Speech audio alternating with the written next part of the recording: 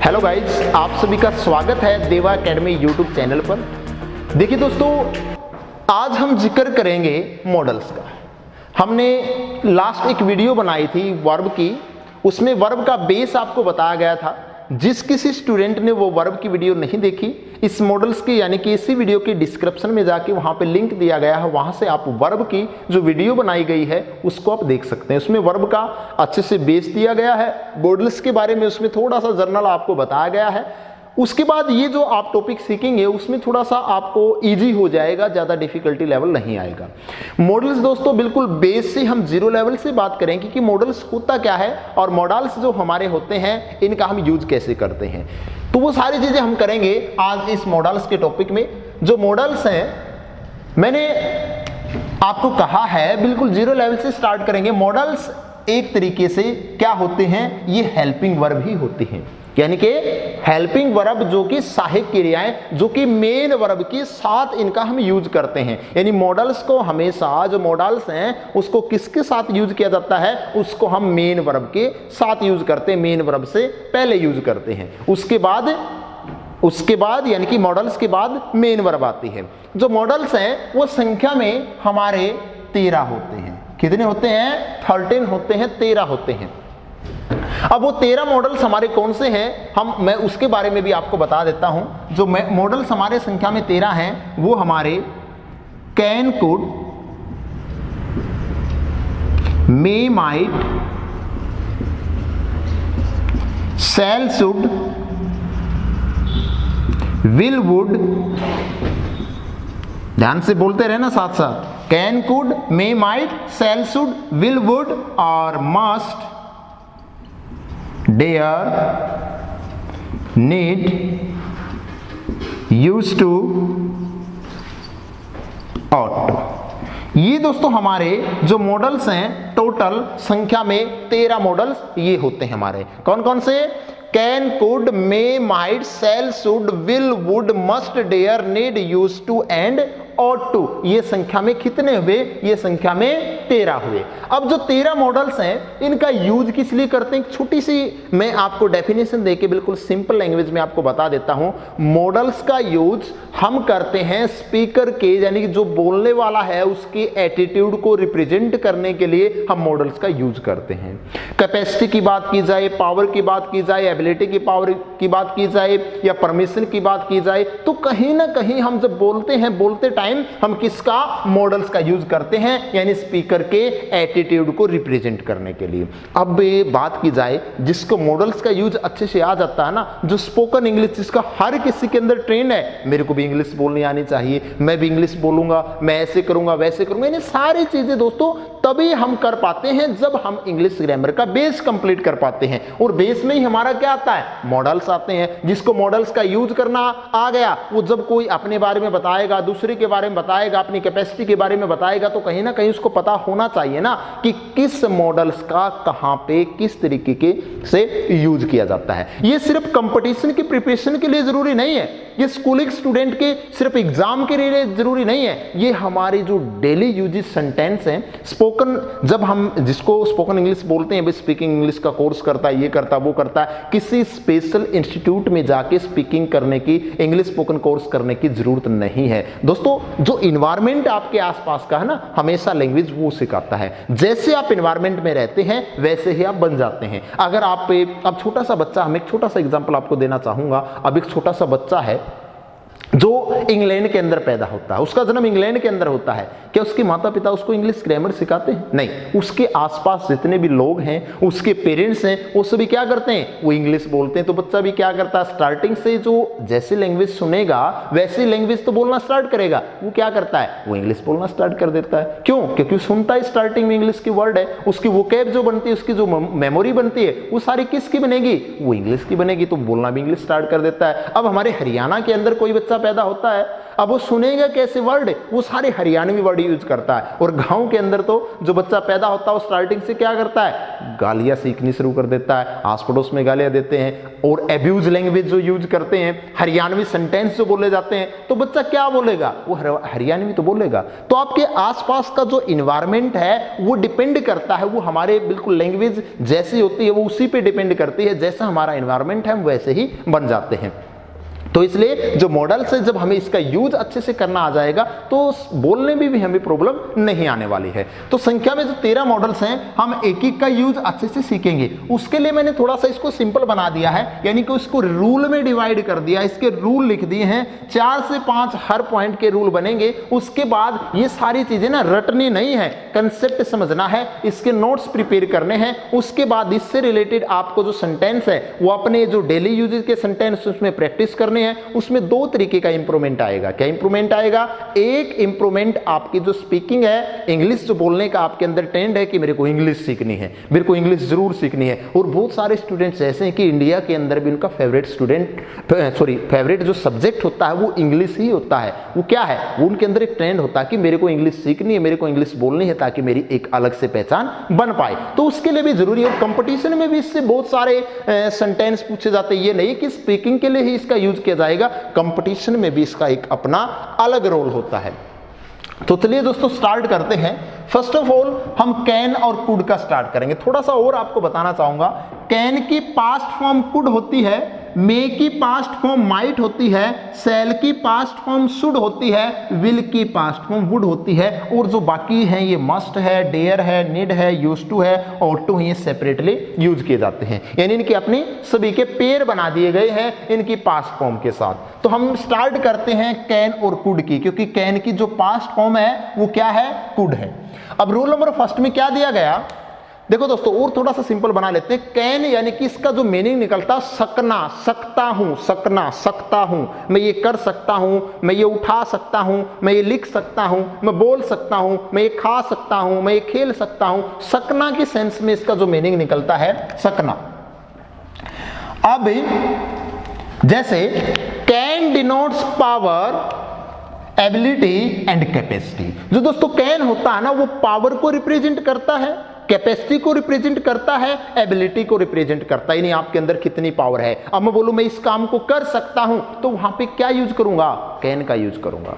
आप इसको कर सकते हो, यू कैन डू इट, आप इसको कर सकते हैं, आप इस काम को कर सकते हैं, आप इस सम को सोल्व कर सकते हैं, तो वहां पे हम किसका यूज करेंगे। अगर बात प्रेजेंट टाइम की गई है, अगर बात प्रेजेंट टाइम की गई है, प्रेजेंट का कोई भी सेंटेंस आपको बोलना प्रेजेंट के किसी भी टेंस का, तो दोस्तों हम वहां पे यूज करते हैं कैन का। लेकिन कब, जब बात की जाए पावर की, एबिलिटी की, कैपेसिटी की। किस किस की, मेन इसकी पॉइंट है, पावर की, एबिलिटी की, कैपेसिटी की, शक्ति, सामर्थ्य की, जब भाई मैं ये काम कर सकता हूं। जैसे यहां पे एक एग्जांपल दिया गया, Mohit can lift the box, Mohit can lift the box, Mohit box को उठा सकता है, उठा सकता है, यानी उसके अंदर क्या है, उसके अंदर कैपेसिटी है, ये काम कर सकने की। बात प्रेजेंट की है तो दोस्तों क्या यूज किया हमने, यहां पे कैन का यूज कर दिया। अब बात आती है कैन की पास्ट फॉर्म कुड की, ध्यान से देखना। Could denotes past ability, power and capacity. देखिए यूज तीन दोनों का यही है, किस किस का, एबिलिटी का, पावर का, कैपेसिटी का।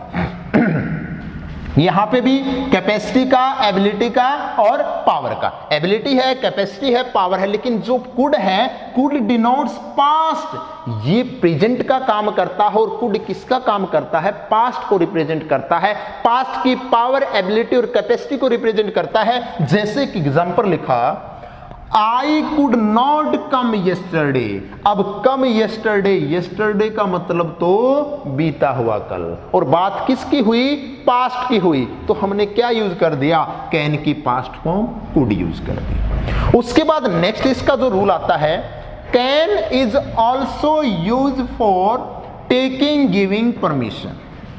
देखिए जो कैन है, कैन का यूज हम परमिशन लेने और देने के लिए भी कर सकते हैं। परमिशन देना, परमिशन लेना। अब आपने जैसे कि काम हो गया और आप क्लास में अपने टीचर से परमिशन लेते हैं तो क्या बोलते हैं, I can go now sir, मैं अब जा सकता हूं या मैं जा सकती हूं। तो उसी में हम जब उसको परमिशन लेने के लिए यूज किया तो परमिशन देने के लिए क्या बोला, yes you can go now. आपने बोला आई कैन गो नाउ, तो हम क्या बोलेंगे, yes you can go now, हाँ आप जा सकते हैं। तो वहां पे परमिशन लेने के लिए भी कैन का यूज किया, परमिशन देने के लिए भी कैन का यूज किया। उसके बाद बढ़ते हैं नेक्स्ट रूल की तरफ। Can denotes theoretical possibility. Theoretical possibility का मतलब है जो एक तरीके से सभी के साथ हो जाती है, जो एक कॉमन सी बात होती है। पॉसिबिलिटी का मतलब संभावना को रिप्रेजेंट करने के लिए दोस्तों कैन का यूज करते हैं।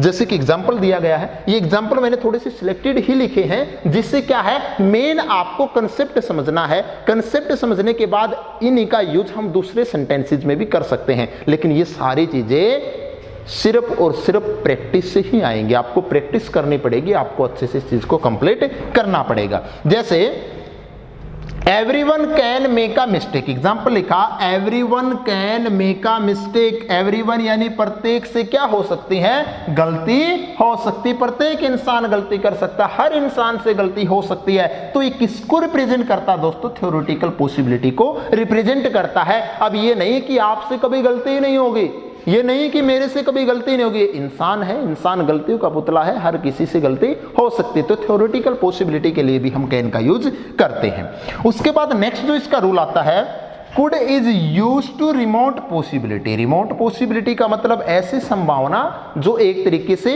हमारे हाथ में होती है, भाई ये काम हो सकता है, ये हम काम कर सकते हैं। जैसे पॉसिबिलिटी की एग्जांपल मैंने दिया, there could be a bomb under your seat, आपकी सीट के नीचे बम हो सकता है। अब ये क्या है, एक रिमोट पॉसिबिलिटी है, ये हर किसी के साथ तो हो नहीं सकती। तो रिमोट पॉसिबिलिटी के लिए हम किसका यूज करते हैं, इस कैन की पास्ट फॉर्म कुड का यूज करते हैं। चलिए अब आते हैं नेक्स्ट में, थोड़ा सा और इसको सीख लेते हैं। जो कैन है, कैन का हम यूज करते हैं फ्रेंडली रिक्वेस्ट के लिए। आपको पता होगा दो तरीके की रिक्वेस्ट होती है, फ्रेंडली रिक्वेस्ट होती है, फॉर्मल रिक्वेस्ट होती है। फ्रेंडली रिक्वेस्ट तो हम क्या करते हैं, अपने क्लासमेट के साथ कर दी, हमारे से छोटे हैं जो उनके साथ हमारे भाई बहन हैं, उन सभी से हम कैसे रिक्वेस्ट करते हैं, फ्रेंडली रिक्वेस्ट। लेकिन जो हमसे बड़े हैं, बड़े हमारे भाई बहन हैं, हमारे टीचर्स हैं, हमारे पेरेंट्स हैं, जो भी हैं हमसे बड़े जो हैं, हमारे लिए रिस्पेक्टेड पर्सन जितने भी हैं, उनके लिए हम फॉर्मल रिक्वेस्ट करते हैं। तो दोस्तों ध्यान रखना इस चीज का, जब आप फ्रेंडली रिक्वेस्ट करते हैं ना, तो वहां पे हम कैन का यूज करते हैं। जैसे हमें अपने दोस्त से मोबाइल लेना है, जैसे मैंने आपको बोला कैन आई टेक, जैसे यहां पे बोला can I take your mobile phone, मैंने आपको बोला can I take your mobile phone, शायद आप नहीं दोगे, लेकिन फिर भी क्या किया, हम ये रिक्वेस्ट क्या करते हैं, हमने फ्रेंडली रिक्वेस्ट की, तो हमने बोल दिया can I take your mobile phone, क्या आप मुझे अपना मोबाइल फोन दे सकते हैं। मैंने क्या किया, अपने दोस्त से बात की। अगर दोस्त से बात की है तो किसका यूज किया, कैन का। अगर पोलाइटनेस थोड़ी सी और बढ़ानी है, यानी उससे फॉर्मल रिक्वेस्ट करनी है, सपोज दैट यही मोबाइल आप अपने क्या करते हो, अपने दोस्त से, अपने क्लासमेट से या अपने भाई बहन से मांगते हैं, तो हमने क्या बोल दिया, can I take your mobile phone.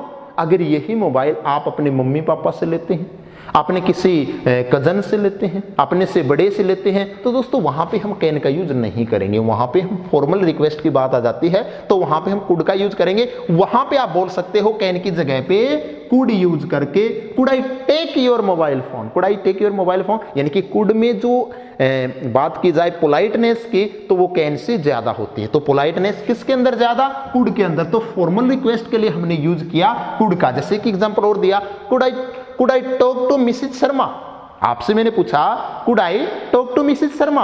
अब यहां पे जो एग्जांपल दिया, क्या मैं आप मिसेज शर्मा आपसे बात कर सकता हूं, यानी इस तरीके का जो सेंटेंस मैंने बोला, यानी कि वो मेरे से सीनियर है, वो मेरे से बड़ी है, और बड़ी है तो क्या किया हमने, उसके साथ फॉर्मल रिक्वेस्ट की बात की। तो दोस्तों समझ में आया। एक छोटा सा कॉन्सेप्ट दोबारा से देख लेते हैं, भाई इसमें ज्यादा लंबा चौड़ा काम नहीं है। कैन कुड का यूज क्या है, पावर के लिए, एबिलिटी के लिए, कैपेसिटी के लिए। और कुड जो होती है इसकी पास्ट फॉर्म है। अब क्या क्या यूज किया, परमिशन लेने देने के लिए, थ्योरेटिकल पॉसिबिलिटी के लिए, रिमोट पॉसिबिलिटी के लिए, और किसके लिए, फ्रेंडली रिक्वेस्ट और फॉर्मल रिक्वेस्ट के लिए हम कैन कुड का यूज करते हैं। लेकिन एक छोटा सा पॉइंट मैं और आपको बताना चाहूंगा, जो कैन कुड का और ये जो यूज मैंने आपको बताया है दोस्तों, इनका यूज और एबल टू का यूज सेम होता है। अब कंपटीशन की कई बार बात आ जाती है तो वहां पे एरर फाइंड आउट करने आ जाते हैं। जो ये एबल टू है और यहाँ पे जो कैन कुड है, इनका मीनिंग एक तरीके से सेम हो जाता है, यानी जहां पे एबल टू का यूज किया जाएगा वहां पे कैन कुड का use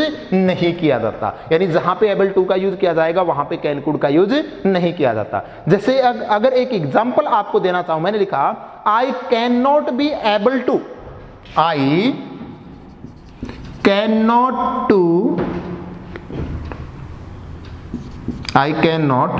able to be come tomorrow. यहां लिखा I can not able to be come tomorrow. भाई यहां पे जो सेंटेंस लिखा गया, क्या सेंटेंस राइट है? बिल्कुल भी राइट नहीं है। क्यों राइट नहीं है दोस्तों? कैन का भी यूज कर दिया, एबल टू का भी यूज कर दिया, और दोनों का मीनिंग क्या होता है? सेम होता है। और एक सेंटेंस में हम एक का ही यूज कर सकते हैं, यानी यहां पे लिख सकते हैं आई कैन नॉट कम टुमारो, यहां पे हम लिख सकते हैं आई कैन नॉट कम टुमारो, यहां पे हम लिख सकते हैं आई कैन नॉट कम टुमारो। यानी सिर्फ हमने क्या किया, इस कैन नॉट का यूज कर दिया, एबल टू यहां से रिमूव कर दिया, एबल का यूज करके कैन यहां से हमें रिमूव करना पड़ेगा। यानी एबल टू का और कैन जो यहां पे दिया गया है कैन का सेम यूज होता है, इसलिए दोनों में से किसी एक का यूज किया जाता है। उसके बाद जो अभी मैंने इसमें क्या किया, इसमें सिर्फ आपको बेस बताया है, कैन कुड के बारे में आपको एक्सप्लेन किया है। ऐसे ही हर मॉडल्स की एक्सप्लेनेशन आपको मिलेगी, यानी आगे का जो है may, might, shall, should, will, would, वो सारी चीजें आपको नेक्स्ट वीडियो में मिलेंगी। तो उसके लिए आप नेक्स्ट वीडियो मॉडल्स की जरूर देखेंगे, मॉडल्स पार्ट 2। Thank you.